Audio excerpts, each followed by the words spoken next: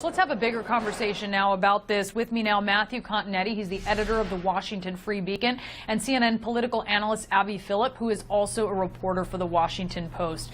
I want to talk about immigration in just a moment, because that's another big thing. We're hearing yesterday that the president talked about a pathway to legal status, and maybe now that's not where he's at. But let's talk about Obamacare, which we just discussed with Phil Mattingly. Abby, are Republicans who are not in line with this plan, will they respond if President Trump calls them and says, hey, this is where you need to be?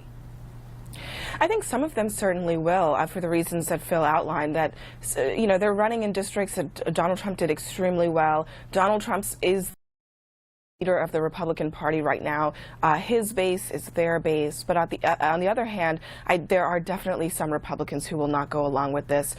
Even if some don't go along with this, it'll have a really hard time getting through Congress. And this was signaled not too long ago by House Speaker John Boehner, who knows the Republican caucus very well. And he said Republicans have never agreed on how to move forward and fix health care, and that remains true. The refundable tax credit is a central part of this plan. It is one of the few things that will allow the Republicans to achieve coverage levels that are similar to what Obamacare achieves right now. It also will help to keep insurance companies afloat and to cover people who need to be covered, especially if they're going to keep pre-existing conditions. Without it, I think the whole house of cards falls apart. And so Republicans are going to push really, really hard. But, some of these folks, including some people who are now on Trump's side, have spent years and years railing against plans like this.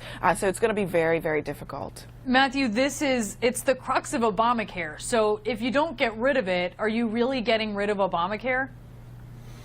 Well, I think it's important that you have some type of plan to replace Obamacare, and that's certainly the feeling on leadership in the House and in the Senate.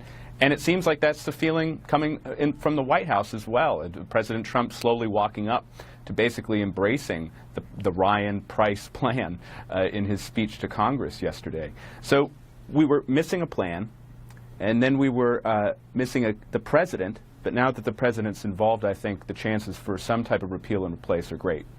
But if there's a repeal, doesn't it have to actually repeal the key tenets of Obamacare? I mean, isn't it just Obamacare by another name if you keep the tax credit? Well, I don't think so. I mean, the way that Obamacare works, those are subsidies, and this is an individual tax credit to individuals, and so it's used to be paid for their insurance.